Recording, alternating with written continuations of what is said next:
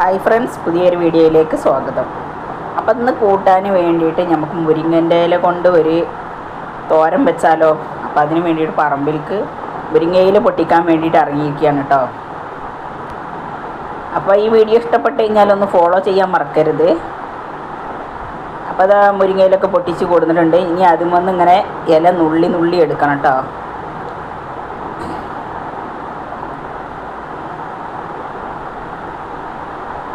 അപ്പോൾ എല്ലാം കൂടി ഇങ്ങനെ നുള്ളി എടുത്തതിൻ്റെ ശേഷം ഇല മാത്രം ആക്കിയെടുത്ത് അതിൻ്റെ തണ്ടൊക്കെ കളയണം.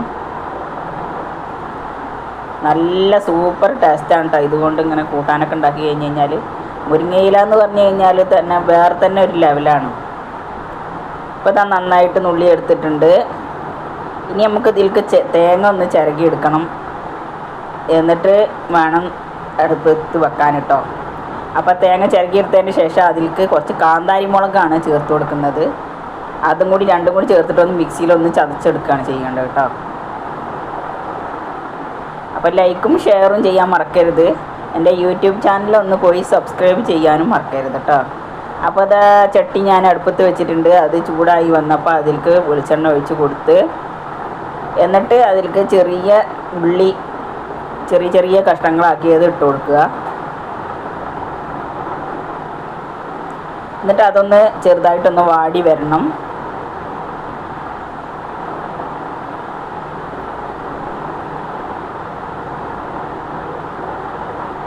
അപ്പോൾ അത് ആ ഉള്ളിയൊക്കെ നന്നായിട്ട് വാടി കിട്ടിയിട്ടുണ്ട്. ഇനി അതിലേക്ക് ഇല ചേർത്ത് കൊടുക്കുക. ആവശ്യത്തിന് ഉപ്പ് കൂടി ചേർത്ത് കൊടുക്കുക. എന്നിട്ട് എല്ലാം കൂടി നന്നായിട്ടൊന്ന് ഇളക്കി ചേർത്തതിൻ്റെ ശേഷം അടച്ച് വെച്ച് വേവിച്ചെടുക്കുക.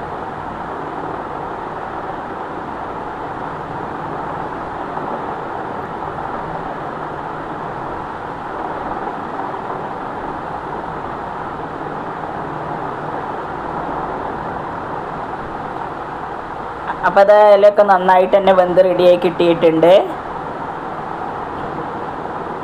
ഇനി ഇതിലേക്ക് നമ്മൾ അരച്ച് വെച്ചത് ചേർത്ത് കൊടുക്കുക കേട്ടോ. തേങ്ങയും കാന്താരി മുളകും. എന്നിട്ട് എല്ലാം കൂടി വീണ്ടും ഒന്ന് മിക്സ് ചെയ്യുക. അപ്പോൾ അത്രയേ ഉള്ളൂ. പെട്ടെന്ന് തന്നെ തയ്യാറാക്കാൻ പറ്റും. നല്ല സൂപ്പർ ടേസ്റ്റ് ഉള്ളതാണ് കേട്ടോ.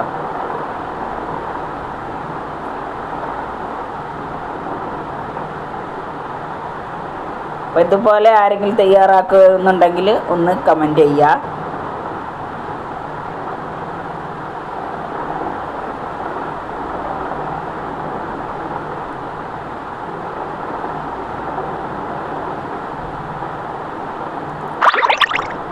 അപ്പം ഇന്നത്തെ വീഡിയോ അത്രയേ ഉള്ളൂ.